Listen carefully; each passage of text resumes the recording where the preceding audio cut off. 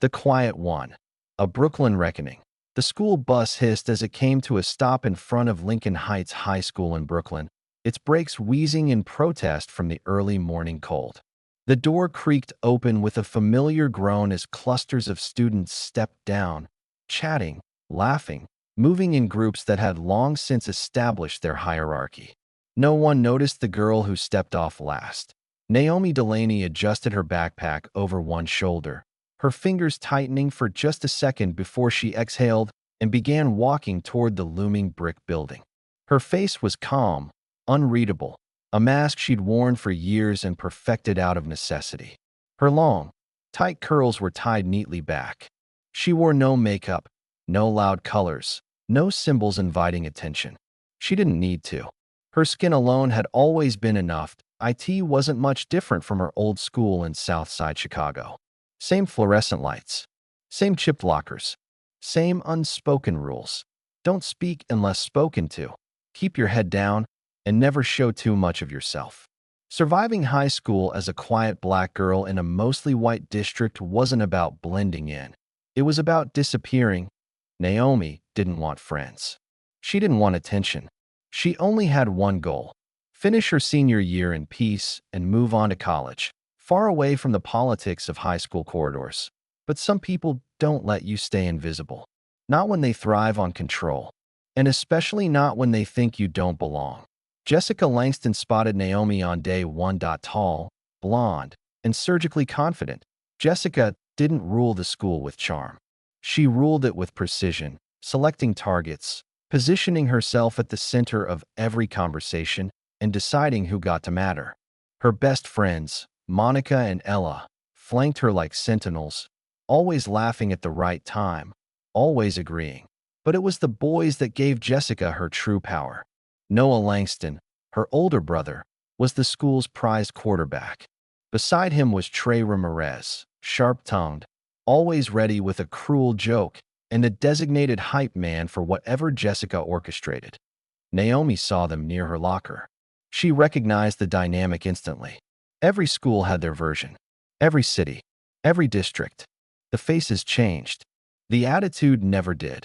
She turned away without engaging.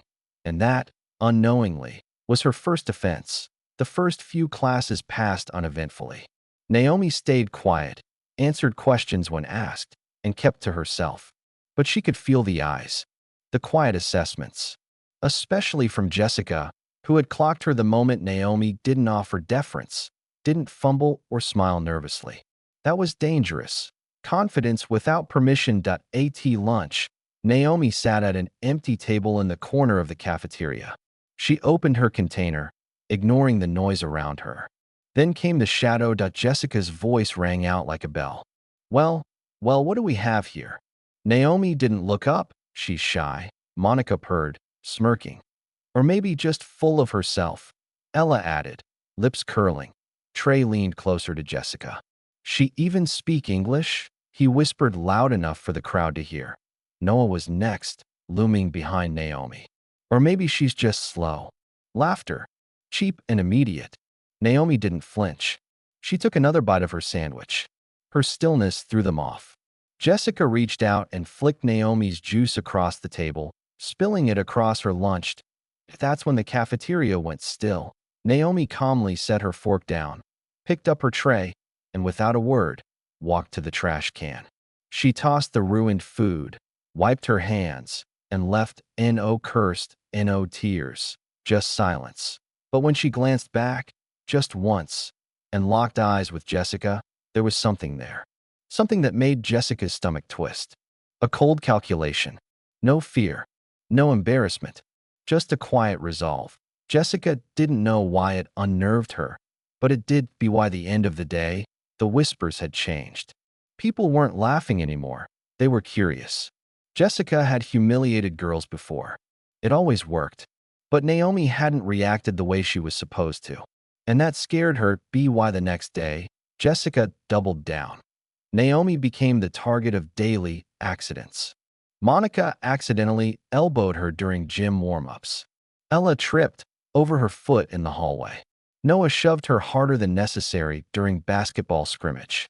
Trey mocked her every missed shot, but Naomi still didn't bite. She moved with the same quiet poise, like she'd seen it all before, and she had. She'd grown up in her father's boxing gym, sparring since she was 8. She knew about control, about restraint. She could drop any one of them in seconds. But that wasn't the point. She didn't come here to fight. Still, people like Jessica never understood silence. They mistook it for weakness. That night at home, Naomi sat across from her father, Marcus Delaney, once a middleweight champion, now a coach. He watched her from the kitchen as she picked at her dinner. "What happened?" he asked. She didn't answer right away. When she finally looked up, her eyes were calm, but tight. "I walked away, and it made things worse." He nodded slowly. "You're not wrong." Naomi's fists clenched slightly. "I don't want to fight, Dad." Marcus leaned forward. "And I didn't train you to look for one. But I did train you to recognize when someone won't stop until you give them a reason." She didn't argue. She didn't need to. "You don't fight to prove you're strong," he said. "You fight to end the conversation." The next morning, the air was different. Jessica's crew was buzzing. Word had spread, behind the gym, after school. A lesson was planned. Naomi heard it too. She didn't avoid it. When the final bell rang, she walked to the back of the gym where Jessica, Monica, Ella, Noah, Trey, and a growing crowd were already gathered. Jessica smirked. "You actually showed up. I thought you'd keep running." "I wasn't running," Naomi replied. Jessica rolled her eyes. "You didn't even stand up for yourself." Naomi tilted her head, mildly amused. "You think throwing food is a fight?" That landed harder than expected. Jessica stepped forward. "I'll make it a real one." Naomi's voice turned cold. "I'm here to warn you." Jessica blinked. "Warn me." Noah laughed. "She's got jokes. She says we don't want to do this." Jessica sneered. "So go ahead, Noah. Show her how wrong she is." Noah stepped forward, 6 inches taller, built like a linebacker. "You don't scare me," he mocked. "I'll go easy on." He never finished the sentence.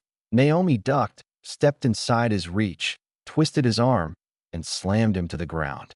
Fast, clean, silent. The crowd gasped. Noah lay there groaning, too stunned to move. Trey blinked, then charged. Naomi sidestepped, caught his wrist, twisted. He dropped to his knees, yelping. She released him and stepped back.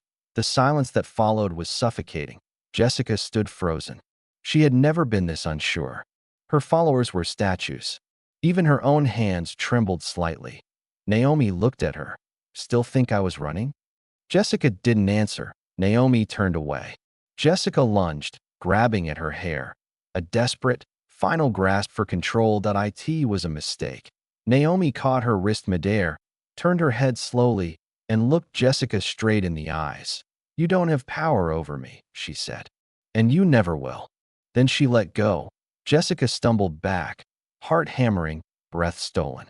Naomi walked away. The crowd stayed silent. The queen had fallen, and no one rushed to help her up. The next morning, the shift was complete. Naomi walked through the halls untouched. No more whispers. No more games. Students moved out of her way. Some nodded in respect. Others avoided eye contact. Jessica sat at her usual table, her friends quiet. Her power evaporated. Naomi didn't take her place. She didn't want it. She wasn't there to rule. She was just done being ruled. Jessica watched Naomi from across the cafeteria, her jaw tight, eyes burning with something she hadn't felt in years, shame. And when Naomi walked past her table one last time, she paused just long enough to say, "We're done."